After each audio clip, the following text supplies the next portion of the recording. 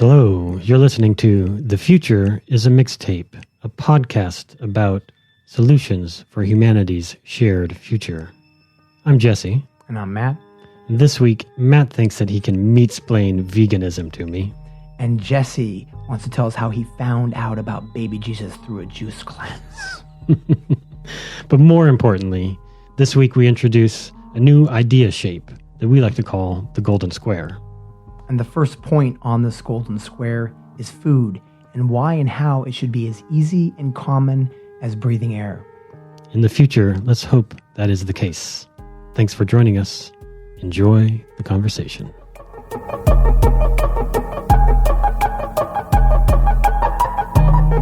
So what's your diet like these days? Let me see. Well, first, I think I was vegetarian after 9/11? It was a profound change. Seeing metal crash into concrete just made me want to eat vegetables. Okay. No, I think, for me, my mom wasn't a cook. She didn't cook at all. She was a homemaker, but she never learned how to cook. I guess maybe what did you... As a child, yeah. Yeah, what did you grow up eating? Yeah. Yeah, I mean, I think the lesson to be learned is like you're really a product of your parents' culture and feelings about food. So we all generate associations and nostalgia. Can't choose your parents. You can't. It's the Russian roulette of American life and global life. Of all Human life it's the Russian roulette. So, and especially since we monopolize child rearing in these small little cubicles called homes, which we'll get to later, as well as a solution about kinship and family. But you're subject to whatever your parents eat. I mean, it's a primary driver. And so my families were omnivores. And my mom did cook, and, it was reasonably healthy most of the time. But I would say that my mom just couldn't cook. So she didn't know what to do with vegetables. So she didn't, I think that's the problem in America is we don't have sauces for vegetables. Right. We just don't have sauces for vegetables. And so any other culture, if you're in Italy or if you're in Japan or if you're in India or Thailand, you have something to do with vegetables that make them exciting. So you have that plant-based diet. And so my mom, like I think most people, we don't really have cuisine. We have other people's cuisine, so they often are high fat, high starch, high carbohydrates, grossed out in sugar. But I think what was interesting is when my mom and my dad divorced, we started eating more junk food. Which was at what age for you? I think probably 14 or 15. It was about the same for me. Exactly. And then 15. Exactly. And so I got Not bigger. that it affected my diet. Exactly. And so I got bigger. I got more and more overweight as my parents got divorced, not because of stress, just because of diet change. Because I was actually happier when my parents were divorced because my mom was bipolar and it was huge kind of stress in the family. But my dad didn't cook at all. I mean, he could make a couple of dishes. He could make a breakfast. He could make tacos. But where did your family get their food from? Supermarkets? Supermarkets. And this is the other thing we can talk about too is that, we had two supermarkets. We had Fred Meyer's and Albertsons, and everybody shopped at those places. Yeah. We don't have the kind of inequalities of grocery shopping that we have now. We have Trader Joe's, Whole Foods, Vaughn's, Ralph's, Stater Brothers, and they're almost all economic. They are. This is really interesting here where we're at right now, recording in my apartment. I am in LA. In the heart of Hollywood, California. I am in the vicinity of 3 supermarkets, and they're clearly aimed at different socioeconomic groups. Mm-hmm. I am directly in between. Actually, I'm closest to the lowest socioeconomic target group supermarket, which is Food for Less, and about 2 blocks away from a Ralph's, and then about half a mile away from a Gelson's. The interesting thing is Food for Less is actually Ralph's. It's the same company. The only thing, the environment, it's a different clientele base, and they don't have the card. The folk tale about Ralph's and Food for Less is it's a mythology that I don't know if I'm aware of, but is that all the old food goes to Food for Less. It's a mythology. I don't exactly. That's not it. Because they sell completely different brands. They sell the same. It's the same fucking shit. No, well, yes and no. There's more because it's a different socioeconomic group. They actually have more sort of variety. Well, they have more exactly. Food for Less is one of the best places for produce in terms of variety. Like you can get kabocha, which is a Japanese kind of a pumpkin or squash, and you can get stuff that you wouldn't be able to get at the kind of more white bread places like Ralph's or or Stater Brothers. And so it's actually has more also ingredients and seasonings for different foods. But also, like, when you go to Food for Less, all the packages are open. Like, kids are just opening up the packages and taking food. Like, fuck it, I'm hungry. Let me just get some. Let's take over the means of production. Get some food. Yeah, and that's like, when you're Food for Less, when you see like an open bag of Doritos or yogurt that's open. And Food for Less is price point. I mean, it's called 4, like the number 4. Right? Just want to make it clearly obvious that we're confused about literacy. And just the labeling of itself and the way the store's designed are also different. Yeah, the way it's all about the aesthetic sort of arrangements, and every retailer has this sort of membership thing nowadays. Since I remember when we were in college, the local supermarket chain there introduced this thing, and it was like this weird thing. But now it's just a normal part of every. You're a member of everything. Yeah. A member, club card thing. And Ralph's has one, and every other fucking place does. But Food for Less doesn't. You get the stuff for the price it has it on the shelf. Well, I think the other thing is this is the target point for our confrontation with food. So we should talk about grocery stores. I mean, the fact that how do we know each other and who we are is based on food. So like, there's a lot. Trader Joe's itself, I mean, follows a kind of anti-corporate spiel because there's no sales, there's no membership card. There's no sales. What are you talking about? Like things aren't marked down. Exactly. I got you. It's a kind of a antithetical, high-minded place that's quaint and has little tiki lamps and right. It's all about your target market. Yeah, it's playing on nostalgia. It started as a wine company, a little wine bar. So you can learn. There's so much to infer from the architecture, the aesthetics, the shape of supermarkets. There's so much to they're rich for clues about our problems. We could talk about the suffering of this food supply chain, but I think the first thing we have to confront is the fact that we live in segregated food communities, increasingly food absolutely. Deserts. Yeah, and the people that we would meet. I mean, if you think about places where you meet the public and your fellow person who lives in your city there's the buses, there's the transportation, there's the grocery stores in our public Starbucks. Schools. Yeah. Well, and even that, I mean, it's, I think we live these segregated food lives. So these grocery stores are examples of this. Yeah, different neighborhoods, the availability of food and the frequency of supermarkets and other places to get fresh food is it looks totally different here than other parts of the city. Those are clear socioeconomic and racial indicators about the segregation that's going on. And class consumption, like what kind of bags are you holding, what kind of food are you walking around with. So there's always these kind of class sensibilities because of, countercultural movements against mass processed foods. And so there's a whole dilemma of like, do we shame people for bad food choices or do we own up to the fact that we're part of what allowed for that to happen?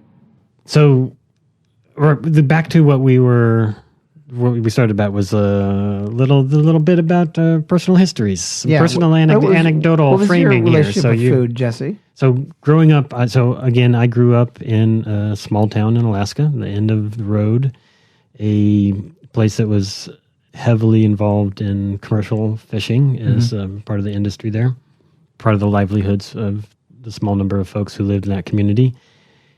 Such a small place that there's no traffic lights, that kind of, like under 5,000 people in the town. And, 75 miles away from another real town. Were you far away from Anchorage? Kind of like even farther? Yeah, like 5-hour drive south of Anchorage, Alaska, which is the one sort of city or one of two real cities in Alaska. Anyways, that's where I grew up, and living there, supermarkets weren't they weren't part of the regional landscape. There were one or two, and then later, sometime in the 90s, I think, a franchised supermarket that looks like every supermarket here that we experience today in the States opened up. But for the early part of childhood, there wasn't a supermarket that looked like that, all the bright fluorescent lights and so was it like mom and pa shops, like a little? Yeah, there were. Well, also as a community of outcasts and hippies and artist types, or just libertarians who wanted to hide in the woods and that kind of place. So They're making their own beef jerky. Actually, so subsistence actually was a large part of just normal experience of everyday life. So I actually didn't eat a whole lot. I mean, had access to and from time to time, but we didn't eat a whole lot of processed foods or beef or other types of animal products from big agro companies. You had a more fish-based diet than other people? Yeah, because fishing is a big sort of pastime and commercial industry in that area. I killed plenty of fish as a young person. It was sort of like an every day, every weekend sort of thing. You're out fishing during the summer months, during the short. It's actually, really during the 3 or 4 months where there's ample sunshine and temperature in Alaska. You do a lot of that fishing and hunting and stuff. So we always had, chest freezers full of halibut and salmon and smoked salmon and things like this. And each fall, not each and every fall, but most falls during my childhood, my father would go and hunt and kill a moose. So we would really have moose meat from an animal that he killed instead of beef from the grocery store. So different. Because I grew up in a small city, Tri-Cities, Washington, Eastern Washington, and we had a lot of processed foods. We went to regular grocery stores. The city was about, I think, 70,000 or something, and then it was surrounded by 3 other cities. Or 2 other cities with another city outside of that. And so, you bought cake mix and you bought, you bought pre-mixed things. And my family did buy microwave meals on occasion. We had a food co-op. I remember during my childhood years that the food co-op was one of the things that we had the clearest transactional relationship as a family for obtaining food. You would order each month from this wholesale list of stuff like dried fruits and nuts and dry goods, and it was a community food co-op. So would you say in Alaska where you're growing up that people tended to follow the seasons when they were eating, like the crops were obviously that was really important because there wasn't a food delivery line for processed foods. There was, but because it's such a remote town and there was like one sort of supermarket that didn't look like every supermarket until the 90s, that there just wasn't the same habits that we have living in a city like we do here. And I think just growing up, it's not just the dividing aspects of the multiple different types of grocery stores, but I just remember being a child. I mean, we're both children of the 80s, but just the fast food industry just really exploding in the 1980s. That happened too. That was a big deal. Yeah, I mean, I just remember saying, oh my God, there's more and more of these things that look just like other things that I saw in another city. And you're like, wow, these small businesses, small restaurants that might have made food differently. Yeah, even now they're part of a supply chain. I mean, the 80s was the age of McDonald's, right? Yeah, when we talked about cultural criticism, it was always McDonald's. We didn't talk about Walmart. Right. Even in the remote town that I grew up in, I don't recall exactly the year, but it would have been late 80s, early 90s. There was a McDonald's franchise in the town. Yeah. And these food chains, when they came in, was like part of a religious celebration in my town. Like, we were going to be like the big cities that already had these things. Right. And so I was like, save us, McDonald's. It was just the recognition that we were someone. Yeah, exactly. And the weird thing, and it's I look back at the real world. When I look back at now, especially when I go back to the Tri-Cities, I'm like, oh my God, look at this cool local business. It's still alive. And you have no interest or no appeal in eating at these horrible chain places. And you're like, oh my God. I mean, like, why was I as a kid celebrating my city turning into a homogenized piece of shit? The arrival of Taco Bell. Yeah. Oh, Taco Bell. Absolutely. I remember the excitement in Kennewick when Taco Bell opened up and it was the only Taco Bell in the Tri-Cities. I'm like, oh, we got to do the drive-thru. We got to do it. Oh, it comes in bags. It has juices that you squirt out of little metallic bags. Right. You'd probably hold semen in or something in another world. But yeah, it was just this incredible novelty. Yeah, it was a novelty. Because of both the advertising, the desire to look modern and hip and fashionable was connected to consumer processed foods. And I think this is still the appeal of America's food industry, is its ability to sell processed foods as if it's going to uniquely different and uniquely better than anything you were having before. Yeah. I think the other part of the sort of food situation growing up for me was we would also, get fruits and vegetables that grew wild in the town and in the local area. So like picking blueberries and raspberries and rhubarb and So you all actually kinds of knew what stuff. the plants looked like? You actually knew what they were? I mean, did you know Yeah, the names of them? like you it grew up was knowing the names of them. Well, I mean, I'm not. No, I'm not saying you like, remember not them really. now. You're in LA. It's probably buried under. No, but concrete. it was not an odd thing to go out and one afternoon during the summer and pick blueberries and then bring them home and make muffins and. Do you have nostalgia about that? I mean, do you have fond memories of picking that food? And I being don't connected to the know. land? Altogether, I don't really have folk fond memories of childhood, but I think it at least is a window for me in my experience in life of alternatives to the food delivery systems that we experience in metropolitan areas like this. And so.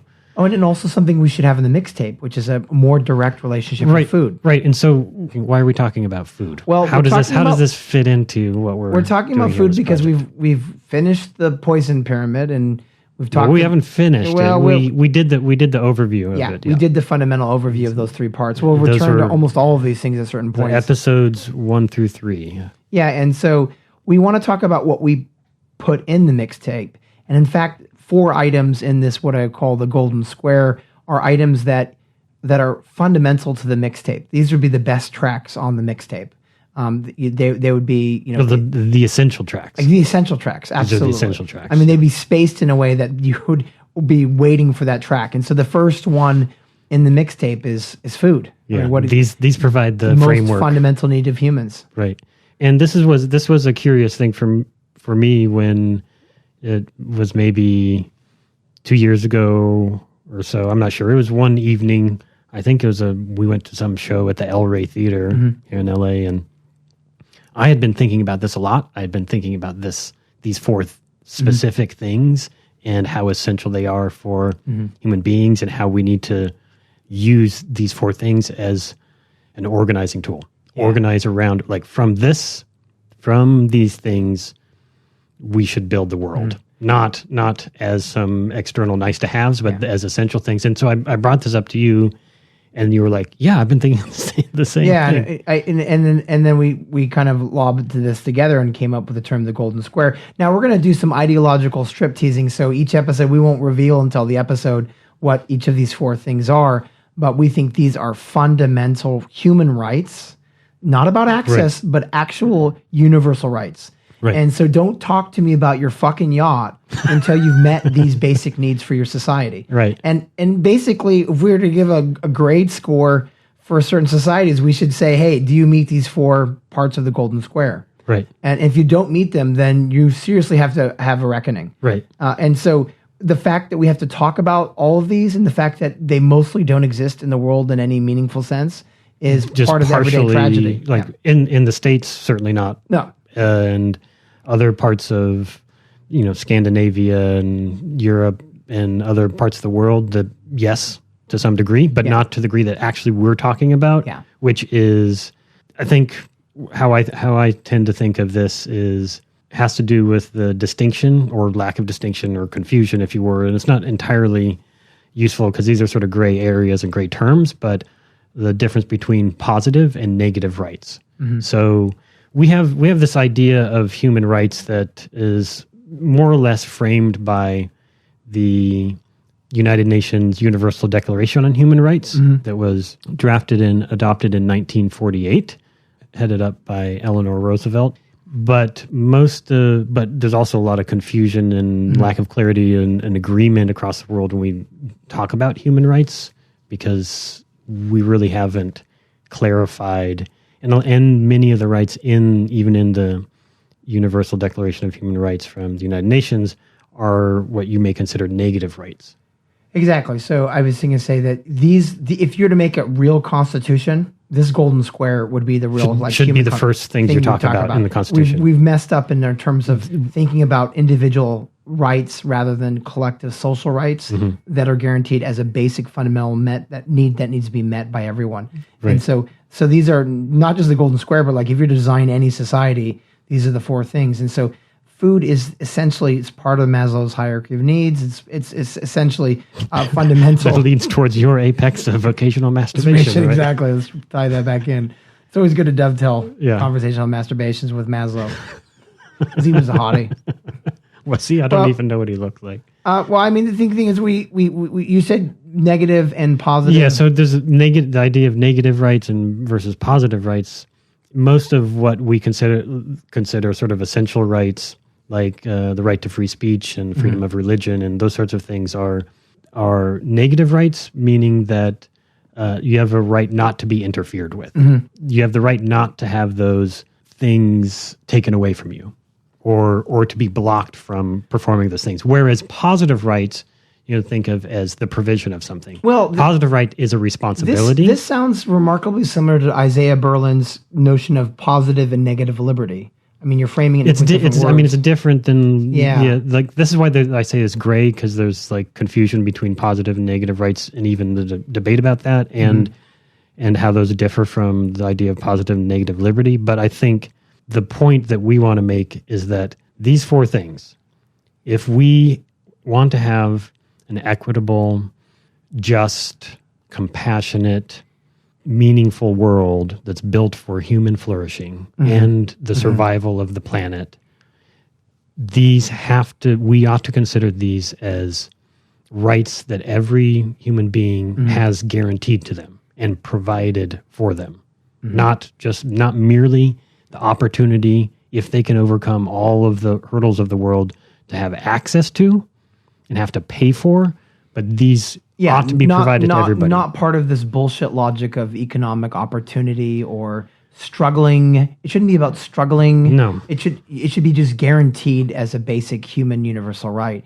And so, and we can talk about how you deliver these things. So in Isaiah Berlin's idea of positive negative liberty, that government or democratic socialism and the version of government through democratic socialism should provide this, because the state can not just take away rights, but it also grant economic rights. And I think Bernie Sanders' campaign talked about the idea that you can't have rights if they're not talked about in a way that's involving economic rights. Because if you're not being granted economic rights and the market's not giving you those economic rights, where are you going to get them from? Right, and this is an essential part of the argument. Whenever I talk to folks about these things, the first question undoubtedly is, how are you going to fucking pay? How are you going to pay for this? Yeah, exactly. And I have to say something here, because I just think this is, like you said, just total bullshit logic, because we're going to talk about these things and they're going to be aspirational, right? We're going to talk about them in visionary, sort of for future utopian. Well, and if you world. talk about cost, it's a ridiculous concept for a socialist, a radical socialist like we are, which is the idea that, well, if we share speak for yourself. Well, if we share everything, it's all free. It is all free. It's not a cost. Well, here's the thing, because this ties back again, and a lot of this is so much going to tie back to our poison pyramid discussions, and especially it'll give us opportunity to bear out more of the discussion from episode 2 about capitalism, because so much of this is tied directly to the structures of capitalism and how ingrained they are philosophically, ideologically in all of us that live in the system, even if we're not owners of capital. We're talking about religion and celebrity. Those are driving aspects of part of these problems as well, but really capitalism is the one that's fucking up our ability in some sense, in our larger sense, to meet these universal rights. Yeah. And we can talk about monopolies in all of these issues, or privatization of the commons, but there's no doubt that the idea about cost is ridiculous, because when someone talks about cost, they talk about the cost for people that lack privilege. There's costs that are implicated in people that are wealthy, but it's not cost for them. Right. So if I have a yacht and if I want to spend more money on wars, we suddenly have money for wars, but never for education. Well, right. We spend 60% of here in the United States, 60% of our income taxes go towards military spending. $600 billion, right? And another $50 billion according to the Trump. All of that should be gone, and all of that could be redirected towards these things. But I think there's a more essential argument that I have, and a more essential objection that I have about this bullshit logic of costs, which is the whole idea of what money is. And it seems hard for folks and for even me sometimes, like, because it's such an ingrained thing to like imagine, to get outside of the circle, like the circular thinking about it as being an essential part of and a necessary part of our social relations in the world and how the world is built.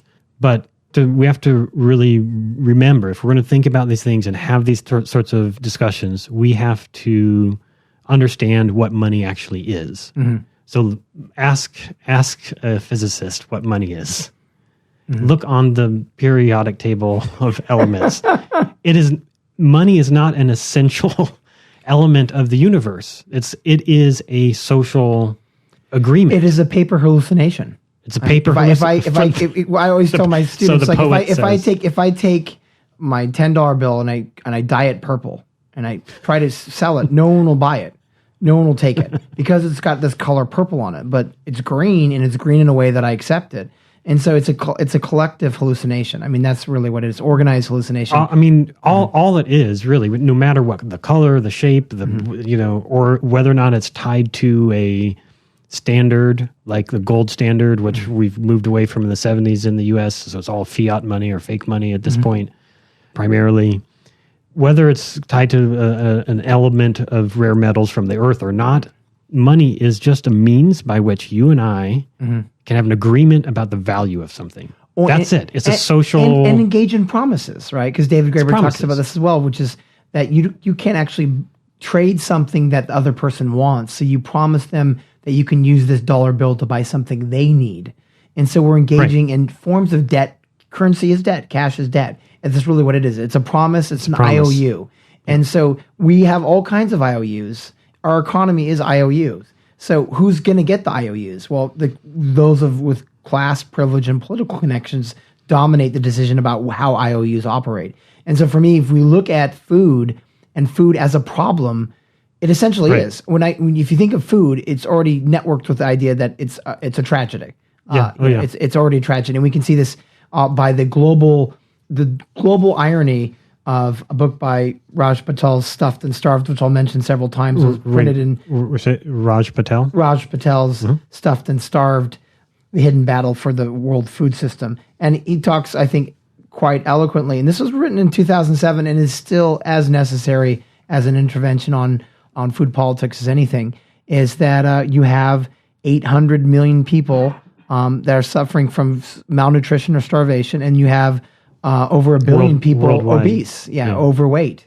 And so there's a funny article about how airlines are spending more money for jet fuel because Americans weigh more in the jet. And so it's like there's actually like a cost. We're using petroleum to take on more people. And if you actually look at obesity and debt in the United States, it's got a weird, fascinating corollary. So as humans are taking on debts in their own body, so it's actually manifesting through our widening belly girth. And so if you look at these jets, they're using dead energy. They're pummeling people through the skies at a higher and higher cost because seats have to be larger and bigger. And I remember a friend saying, his family was overweight and they got stuck in It's a Small World because they had to redo the It's a Small World, the ride, because it was becoming a bigger world. At Disneyland? They had to change It's a Small World because Americans weighed too much. Oh, they had to redesign the ride at Disneyland. They had to redesign the ride because... you're saying Disneyland Park had to redesign the ride because the average weight of the passengers... Passengers or global consumers of Western food, gotcha. They started to weigh too much. Right. For those seats. Right. And so they actually had to redesign It's a Small World because the actual size of people have changed. Right. So there's all kinds of problems. So in your logical sort of approach to problem solving, like identifying the problem, talking about then the causes, and then talking about solutions, we'll try to do that here in the next little bit.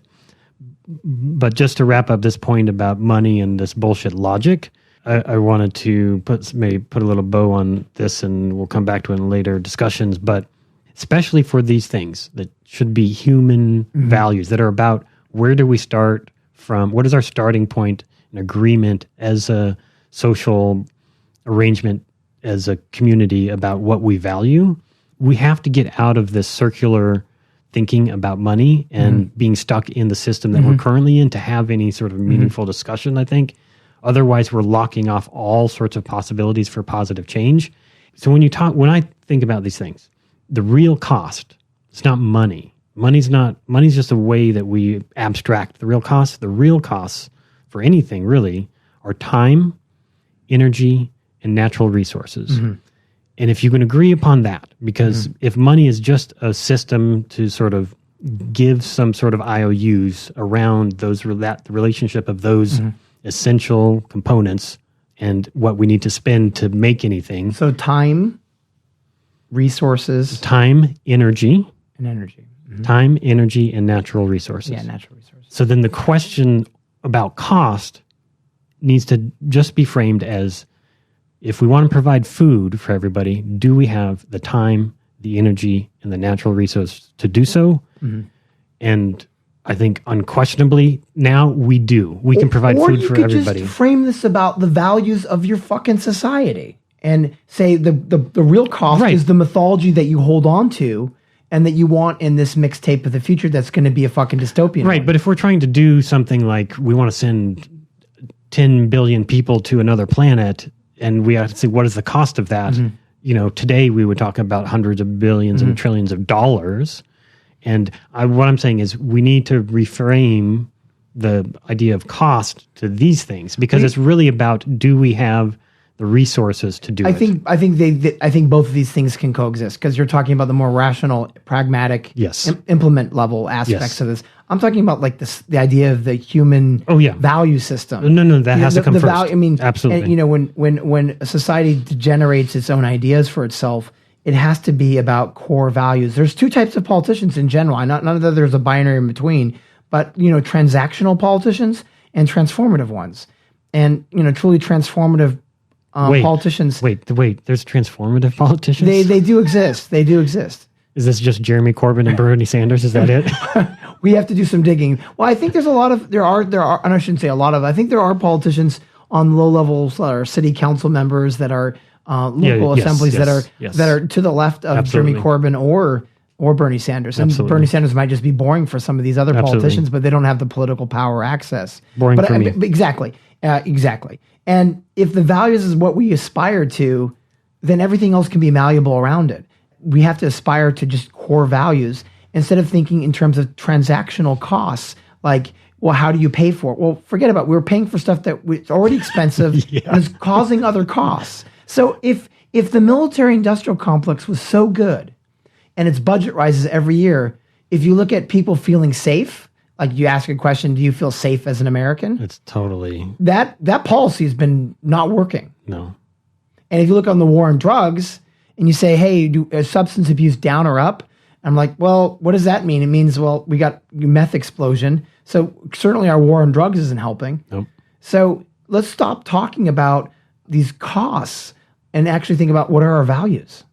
And then we can implement these pragmatic aspects. We have to start from the reasonable premise. If we start from the right kind of premise of values, then we can get somewhere we want to. But if where we're starting at is that capitalism is this immutable thing and we have to do everything in the system, then we're fucked. Then there's no conversation we can have. There's actually nothing we can really do to save the planet. Yeah, and I think that's why we started with the poison pyramid first, especially with capitalism, because we have to get rid of, expunge these mythologies. And if we start from the premise that the world's going to end and I'm going to go live with Jesus up in the clouds, like then we're fucked.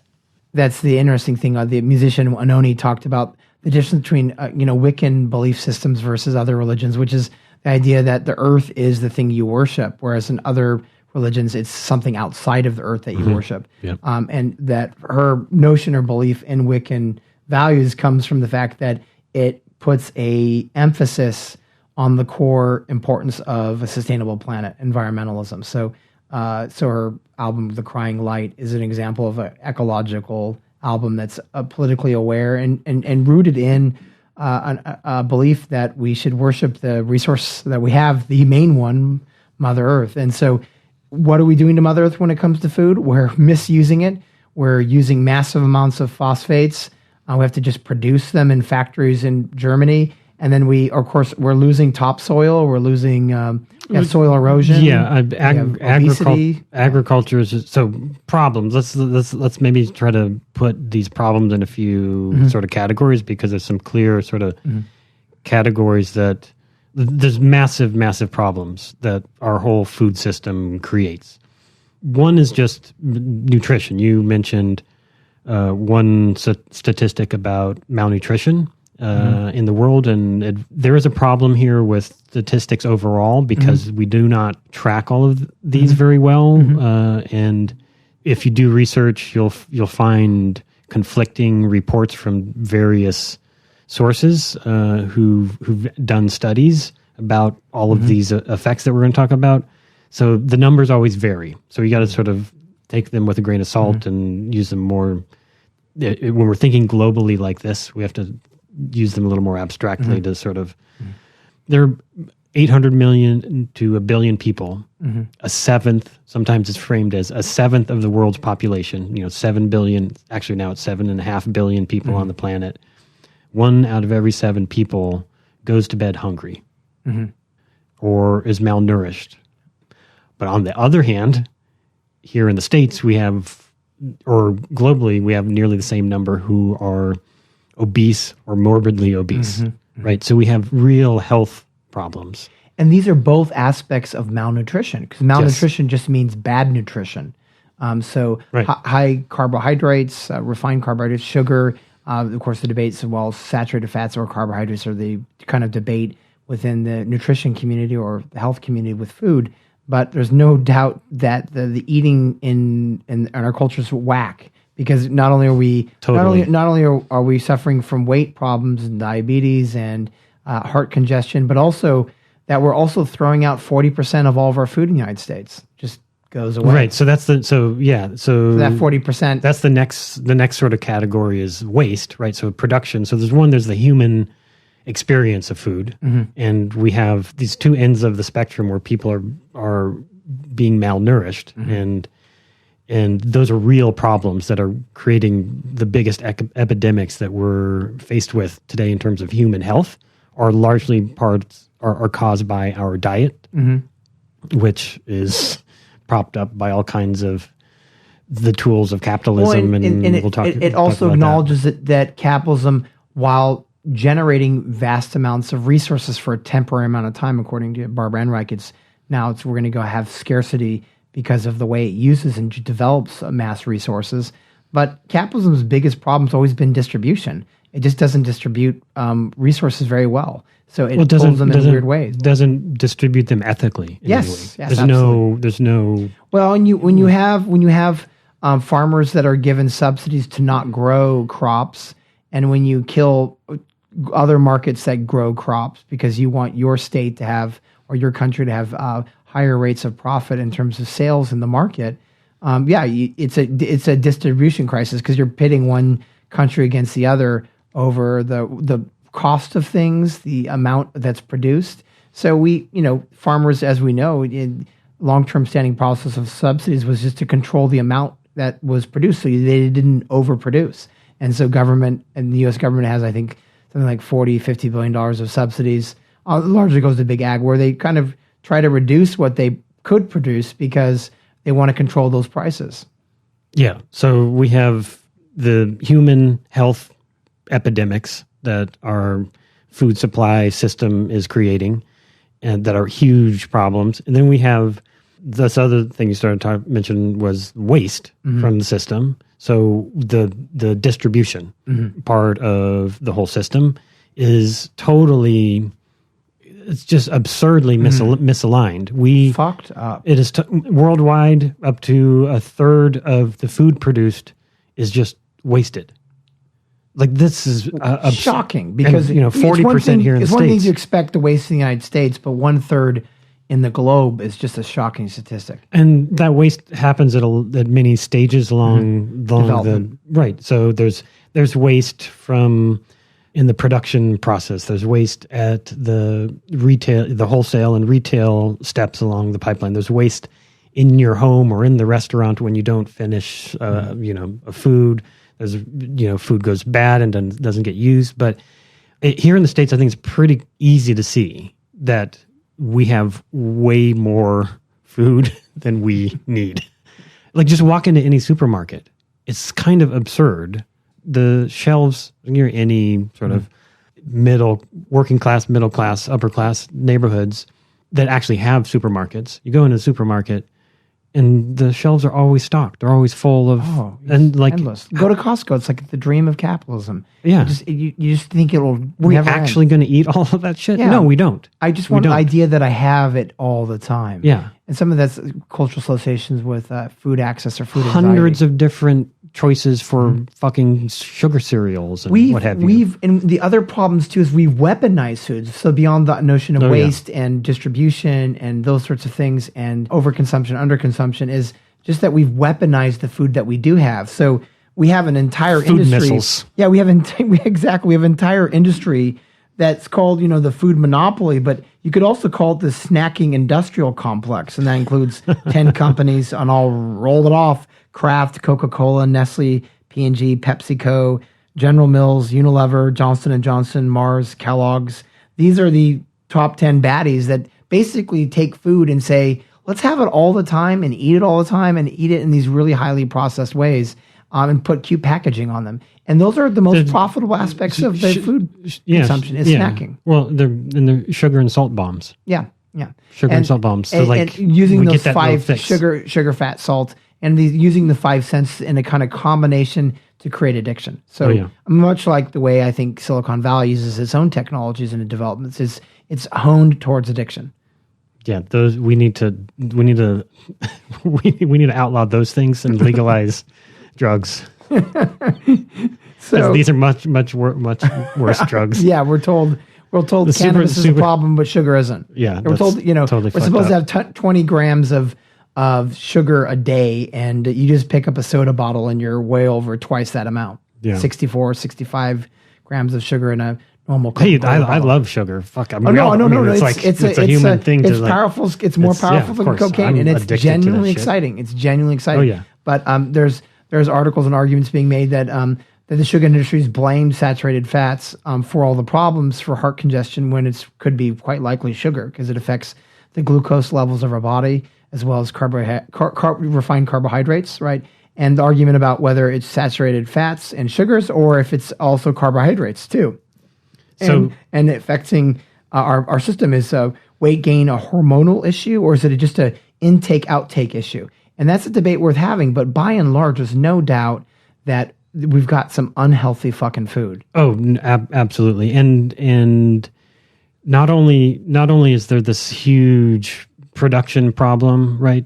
Mm-hmm. And we have far more fucking, sugar and salt bombs assaulting us every time we go into the supermarket than we can really withstand.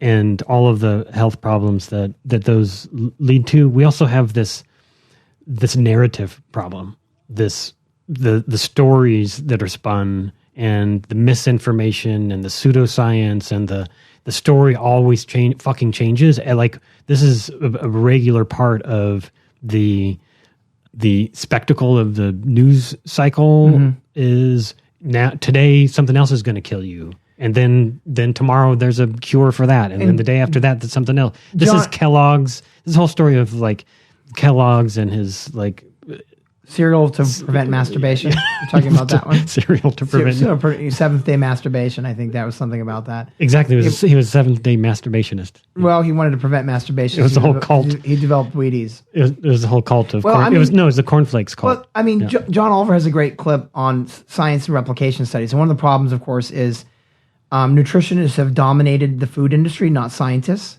And they come with a kind of almost tribal sense of what they think is bad or good in food.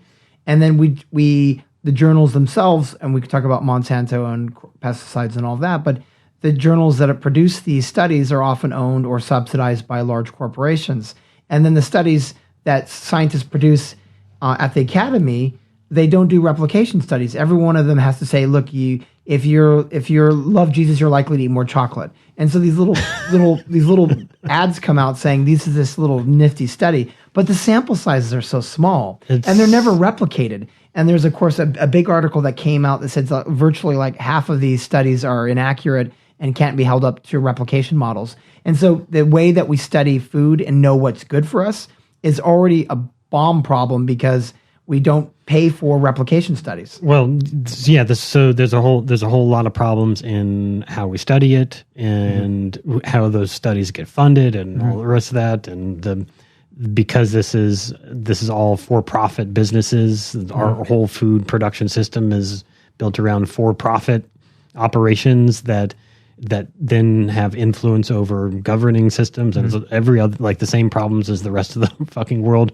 It also reaches the shelves of our supermarkets and our grocery stores and our corner stores as wild misinformation about the potential benefits of a product. So, and we go through these fads. So you go through fads of everything has to be non-fat, and then today everything has to be gluten-free, and right, there's always, or you're going to Atkins and you're going to only eat meat, and it's just like this constant. It's tragic because people don't know what decision to make. No. There's no clear line. We should, No. if we're going to put people on fucking Mars in Elon Musk land, we should at least know what fucking food we should be eating. Yeah. I mean, like we're going to put people on planets, but we don't know anything about food. We have to separate food production from profit accumulation. Yes. That just has to happen. And we have to get the for-profit food industry out of the studies on food So- and out of the political process, because as you know, Right.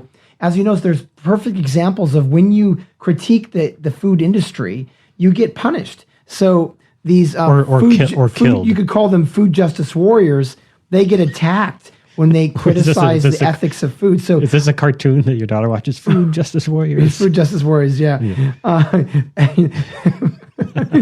FJWs, right? Yeah. So, like Jose Wait, FJW means fuck Jehovah's Witnesses. no, wow, you really invented that one quick. Yeah. I don't think I've ever heard that. But I mean, we see this when with IMF or World Bank, where in 2006, 80 representatives of farmers' movements attended a World Bank IMF meeting in Singapore and were detained, and they were deported because their views on rural development were not concordant with those of the international financial community. And then Jose Bove, who famously took a tractor to McDonald's and then came to the battle in Seattle, he was blocked from actually doing a conference in Cornell University in 2006.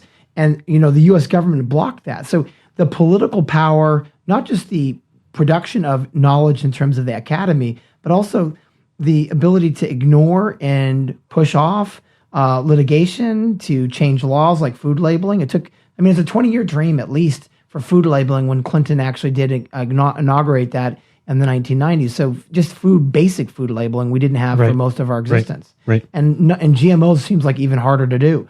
And so this is the kind of thing is like at every point these food monopolies dominate because of these false mythologies. Yep. And, we should talk about the taboo of taboos with food, which is the lasting and affecting consequence of whether we should be eating animals.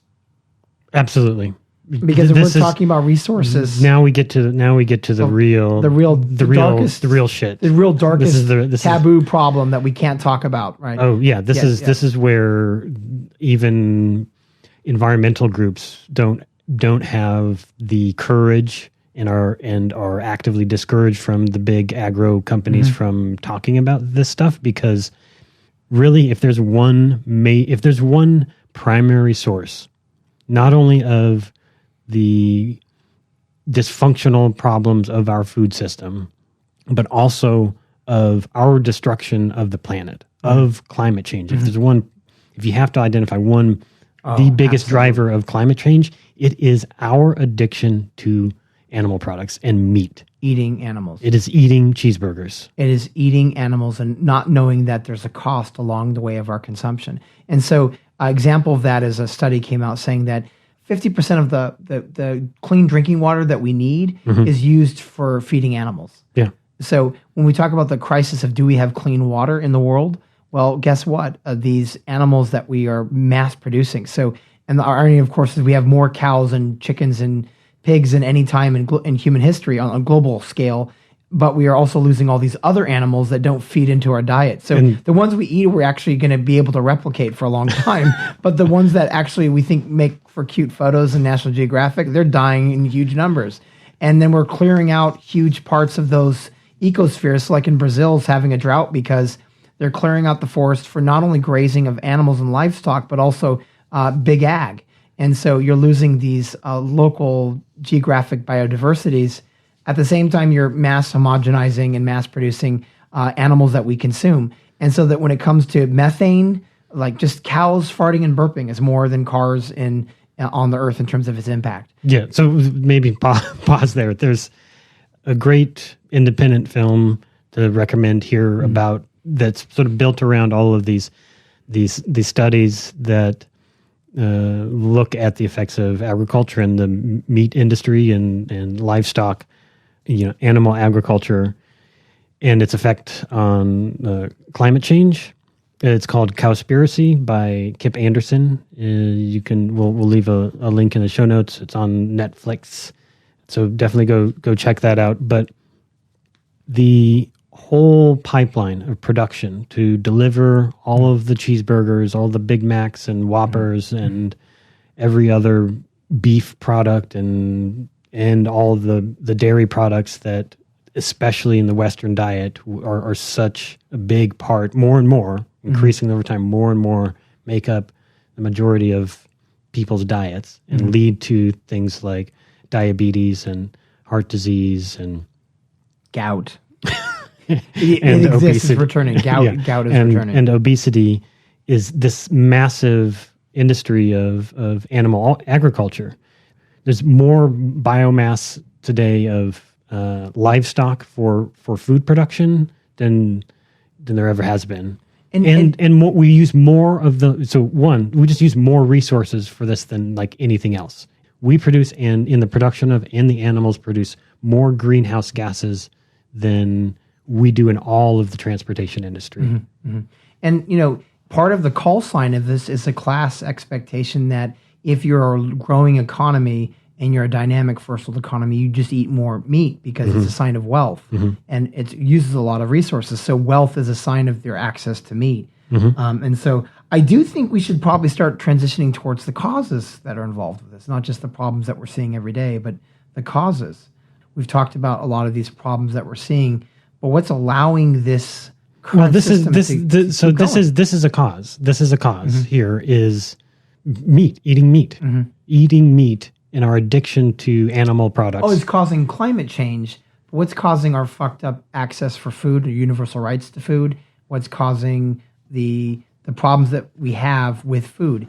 I mean, certainly there's a cause within this, which is it's affecting massively climate change. It's the biggest driver is meat consumption. Right. We're using upwards 30% or more of the Earth's usable land for agriculture, for animal agriculture.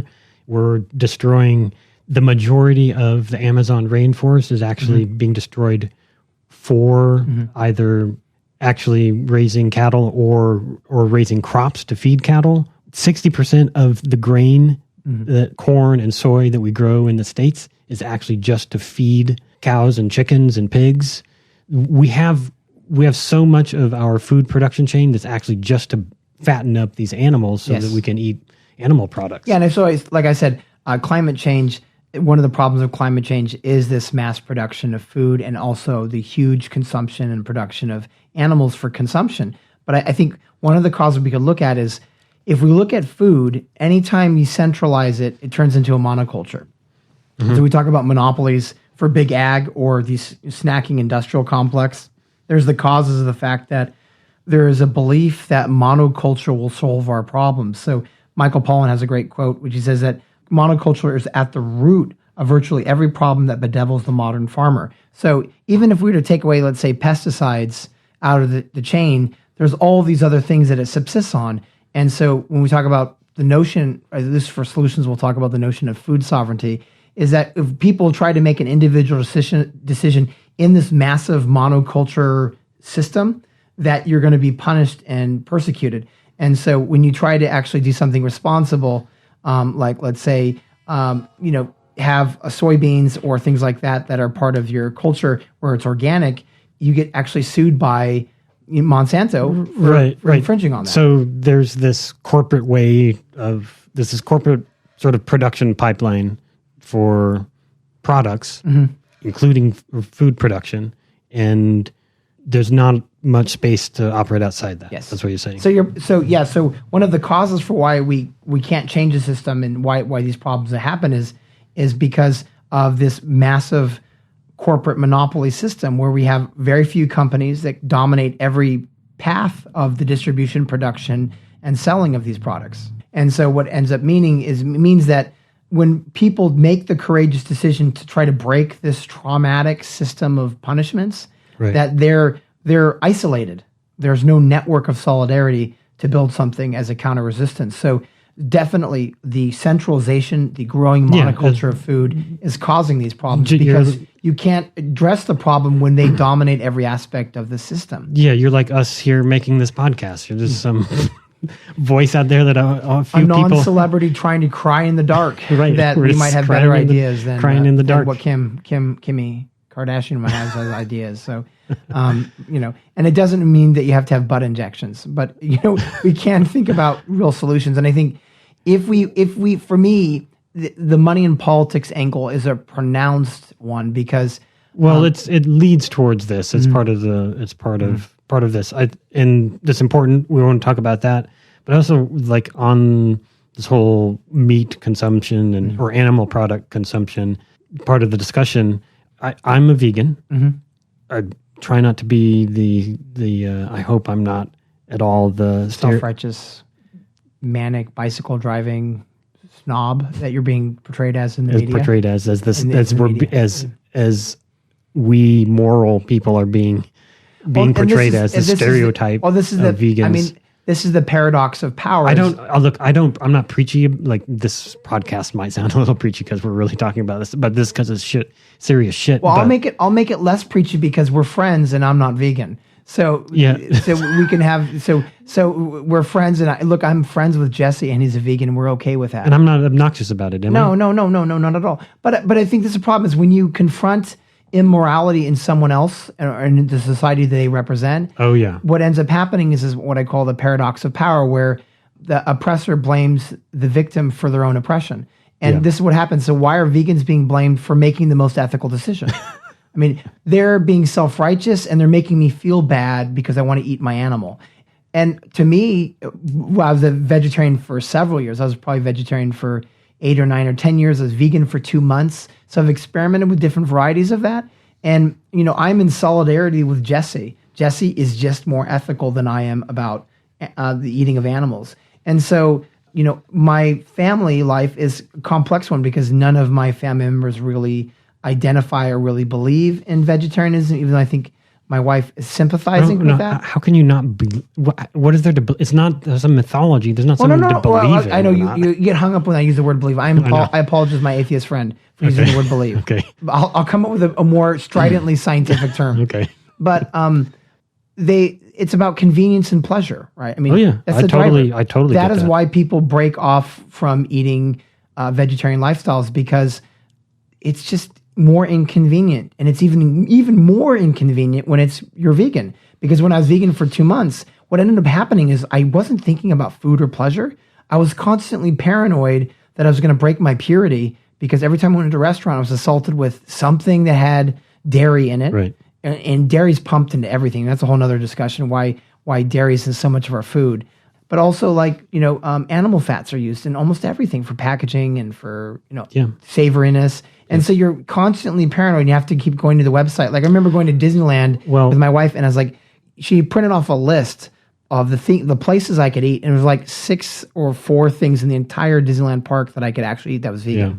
And so I think for vegans, the way vegans are being mocked is very similar to the way vegetarians were mocked in the 1970s, 80s, and 90s. But now I think it's much easier to be vegetarian than it was in the past. And it will continue to be easier to be vegan as we, I think, keep making the point that there are real ethical reasons to not only to reduce our intake of meat, but also consider the long-term effects of this in general, that if we're going to live ethical lives, that we actually have to commit to to veganism. So can I say something? Since I'm the vegan, can I say something go about ahead. it now? I'm meat-splaining, I guess. You are fucking meat-splaining I'm to me. meat-splaining. Veganism to me. Animal-splaining. Yeah, go ahead. What the fuck? So go ahead. Go ahead. Well, I haven't always been vegan. We talked about our youthful diets, and mine was full of animal products. So I was vegetarian before you were vegetarian, before you went to veganism. I think you were eating meat when we were in college. Yeah. No, I mean, until... I was vegetarian when I was in college as an undergrad. It's accurate to say that I'm vegan, but I don't... What do we have to call it something? I just don't eat animals. I just don't eat animal products. Mm-hmm. So whatever we call it. Yeah, if it makes you have more friends in life by saying I don't eat animal products, maybe that's another way. No, that also is kind of... It's almost like the term feminist. Like there's no way you can say it in a positive sense because of the pejoratives. What? Well, now you're attacking me because I'm a feminist? No, the term vegan and feminist elicits... He's meat-splaining, then he's mansplaining. Let me talk about this. Because of the pejoratives are so surrounded by those terms, it's like I just have to develop a new term because the programming or anti-programming on these terms, like a feminist, it just essentially means women should be treated equally as men. And a vegan says, hey, I think I want less cruelty. Yeah. But you have to admit, vegan doesn't get you out of the cruelty game because of the way that vegetables are produced in the United States is incredibly cruel. Oh, yeah. No, there's very little you can do to get you out of the cruelty game because the world is cruel. And I think that's perhaps the way that vegans should frame the debate for themselves is like that what I'm doing is less cruel to the earth and others than eating animals. Because when you're framing it that way, it's not you're not coming off as perfect because we rely on migrant farmers and basically slave labor for most of our food. Right. Get out of your meat-splaining circle. Let me say something about it. So, vegan prophet. Wait till you have a little bell sound. Exactly. Put a Will Ferrell bell on it. Yeah. Cowbell. Yeah. Sorry about the cowbell. I just called it a bell. I've only actually been entirely vegan for about 3 or 4 years or something, something like that. Moved away from eating meat and was largely vegetarian for a long time. But the way I think about it is very simple. Like for me, we're not part of the food chain anymore.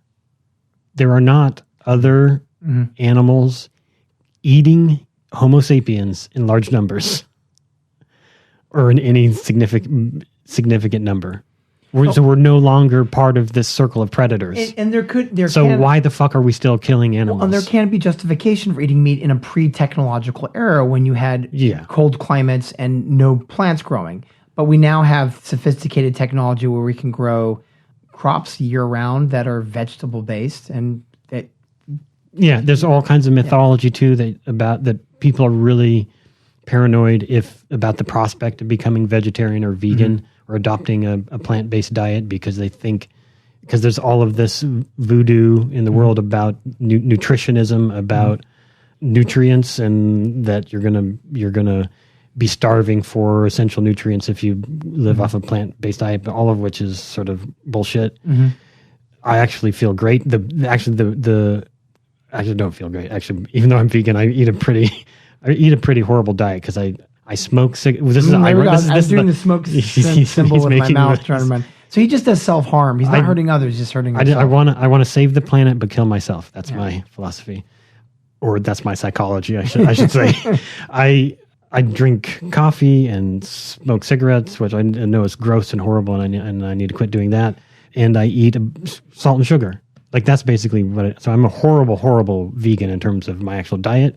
But because you can eat Oreos and still be vegan. Yeah. There's tons of most of the food products in the world. The actual ingredients for things are plant-based, and it really wouldn't be that hard for us to switch. I mean, it's hard culturally, psychologically, and all the other things that are the major stumbling blocks for people. But practically, it'd be really easy to switch to a plant-based diet. These markets will follow. I mean, there's a problem with making the argument about consumer democracy, but we've seen a huge rise in major corporations doing organic or gluten-free products when the market arrives.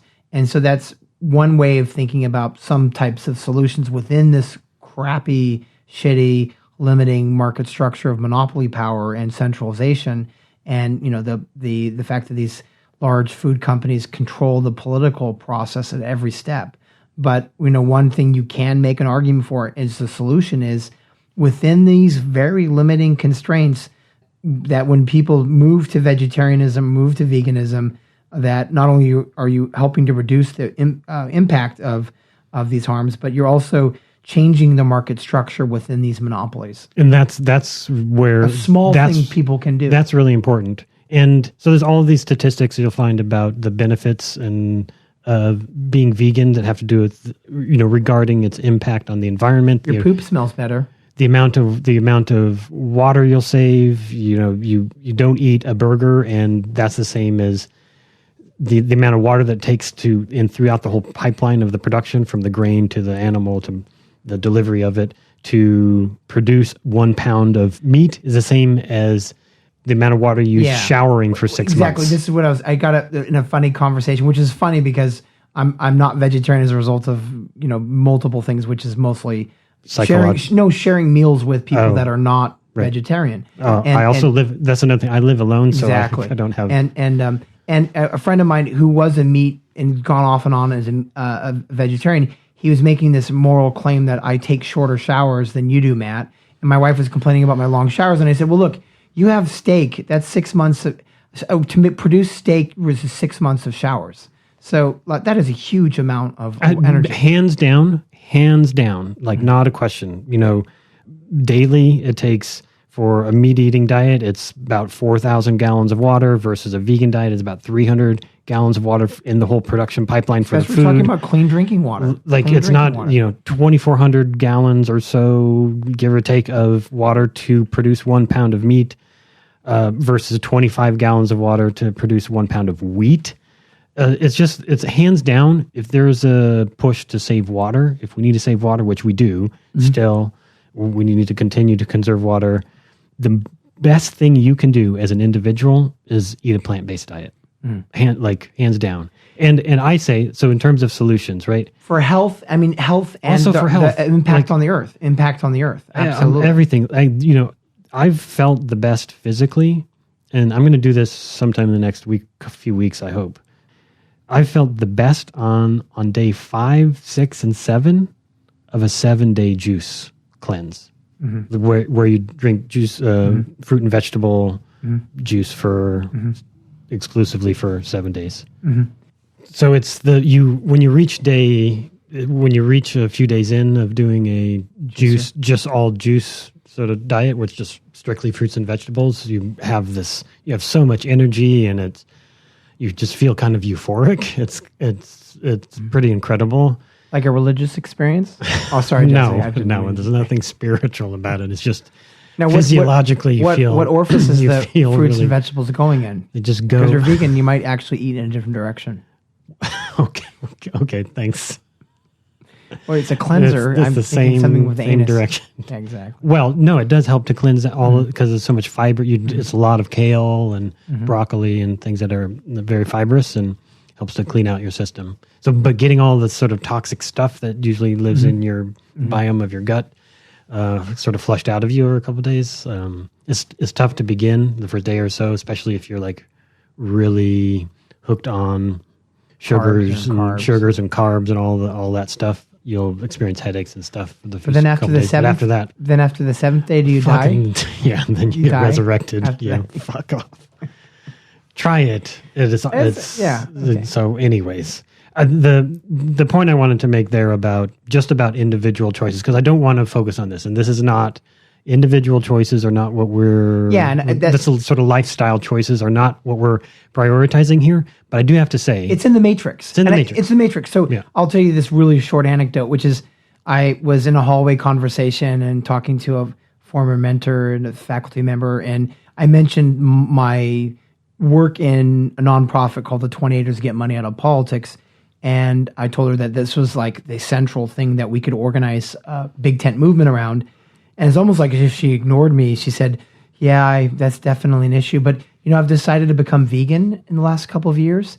And, I feel like if we can make these individual changes, and I was like, wait, I'm I'm talking about like larger Right. collective action. Right. I'm not talking about individual choices. Right. And it felt like she was both ignoring me and privileging individual action and agency over collective social transformation. Yeah. And I'm not saying by all means, veganism is the most ethically sound thing you can do Yeah. when it comes to your relationship with the kitchen. Yeah. And there's no real rationalization or justification I can provide for not being vegan because I wasn't for 2 months.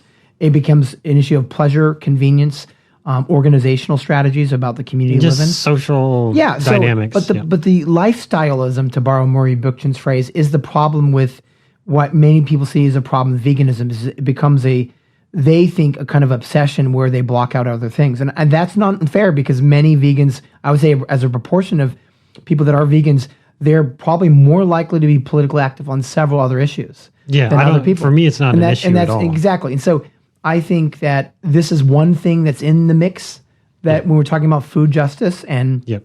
a survivable future, that changing lifestyles is important, but also like organizing on building this paradigm. And I'll end with Raj Patel's solutions at the end chapter of his conclusion for Stuffed and Starved, and he gives 10 things we can do. Some of them are actually rights, but there's 10 things we can do, and I'll list them. Set that up a little more. What do for The solutions we can accomplish or work towards to create food justice. Great. And he uses the phrase food sovereignty. So localizing and creating a condition where we have food sovereignty. Because the problem with centralization is if California is producing like 60% of the crops for the United States, what happens if there's an earthquake? What happens if there's a disruption in distribution? Yeah. We have a whole problem with having hyper-centralization. So for Raj Patel... What happens when the big one hits and Exactly. we're off And the map? The distribution chains are broken. So he says there's 10 things we can do, right? So ironically, this mirrors the 10 snack food industrial complex companies. Transform our tastes. That's number one. Eat your fruits and vegetables. Exactly. Yeah. Think about what you're eating and how you're eating. 2, eat locally and seasonally. 3, eat agroecologically. 4, support locally owned businesses, right? Keeps the wealth in. 5, all workers have a right to dignity.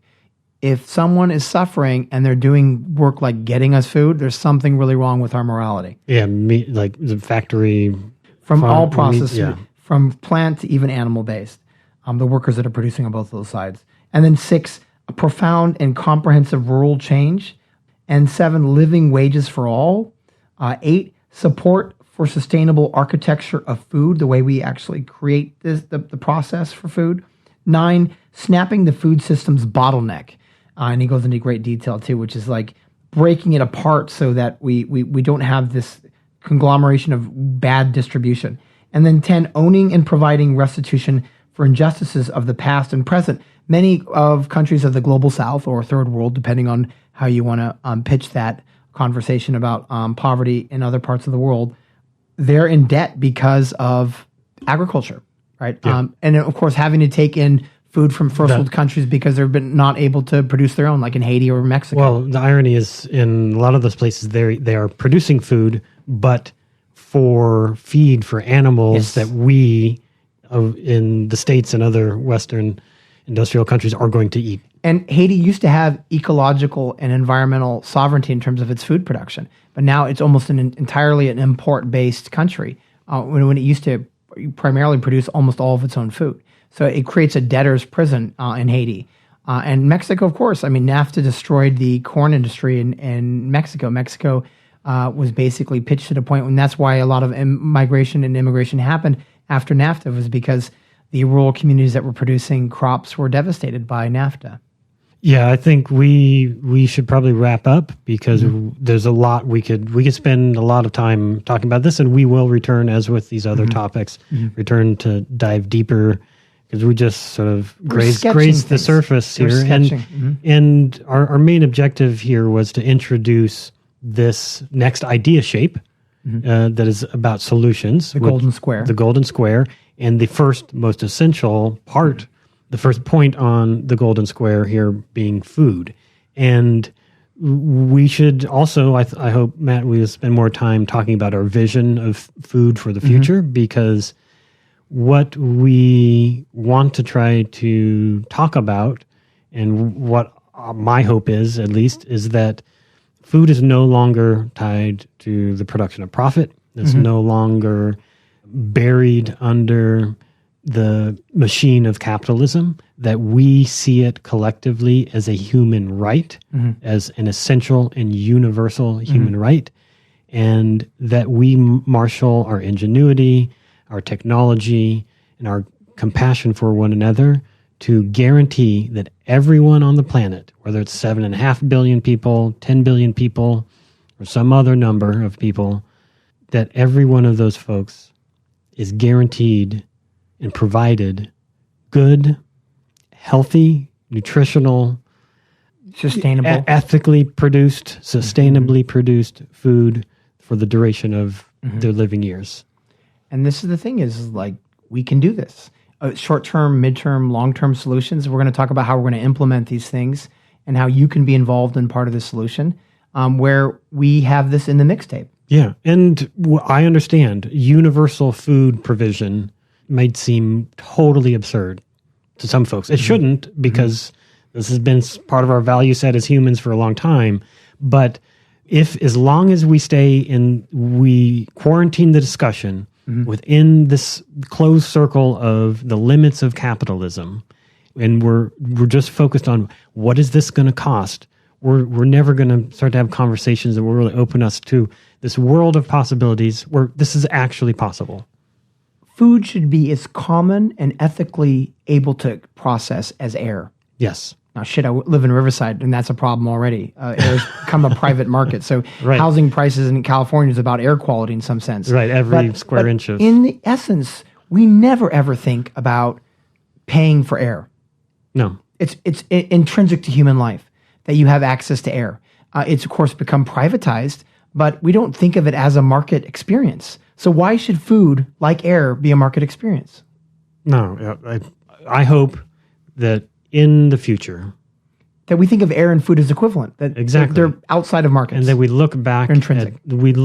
At this period of human development as just being wildly out of sync with our values. Tragic circle jerk of fuckity fucks, from the institutional to the personal to the familial. It's going to be hard to imagine if they listen to this recording sometime along the line. that we had a fucking cost of living. What the fuck does that mean? Exactly. And that we fucking paid for food. So let's make food as common and virtuous as air. Please. Thanks for joining us. So, Matthew likes to wrap up with just a thanks. We typically try to do an outro recorded from a friend or a listener. This week, unfortunately, we don't have one, but in lieu of that, we have this clip from one of the texts that we talked about, the film Cowspiracy by Kip Anderson. This is the outro for that documentary, and we're putting it in the mixtape of this podcast because it's fitting. And we see this movement not just about providing cheaper, inexpensive food that everyone can have, but also a spiritual move. A move towards understanding who we really are and how we can really connect to each other. Do what you can do as well as you can do it every day of your life, and you will end up dying one of the happiest individuals that ever died. We become part of a gathering momentum of other people. It's happening. This is really what's happening. This is the news. Selflessness is a nice way to be. It has all these benefits for yourself as well as the planet and other people. So it's a beautiful way to live. Ecologically, it just feels better. This is about massively transforming how our society eats because it's a necessity. It's acting on what we know and acting kindly and gently on the whole planet and with other people to accomplish the goals of living better. We can do it, but we have to choose to do it. You can change the world. You must change the world. That was pure poetry.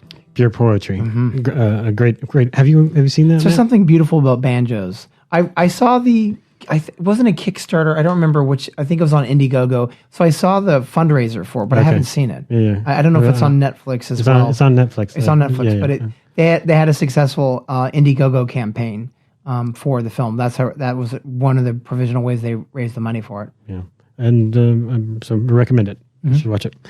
Also, Forks Over Knives is an interesting one too, as well. Absolutely, there's actually a number of great documentaries over the years on problems of food Food Incorporated as well as another film that genuinely has some interesting ideas. So we want to hear your ideas. Get in touch with us. Visit us at thefuturismmixtape.com. They'll find there the show notes from this episode and all previous episodes. You'll be able to sign up for the newsletter, which we try to send out once a week. On the bottom of the page. And then there's the reading section. Links to some of these books. This we'll add this book from Raj Patel to that list if you want to pick that up and read. And thanks for listening. We appreciate it. So we appreciate each and every listener. And we hope that you can become part of this conversation. And thanks for contacting us at this point on. It's been great to hear from people so far from emails and text well-wishers. Yeah. So find us on Twitter it's at Future Mixtapes. Find us on Facebook at facebook.com/The Future Is a Mixtape. And if you want to have an outro included in an upcoming episode. And tell us what the future is. Tell us what you want the future to be like. Record that on your phone or however and shoot it to us at thefutureisamixtape@gmail.com. I will improve my diet, I hope, and stop smoking cigarettes. Mm-hmm. Maybe I'll smoke some cigarettes and eat less animal products. We'll switch over or something. Half the week I'll be vegan and half the week I'll smoke cigarettes or something. There you go. All right. Cheers. Cheers.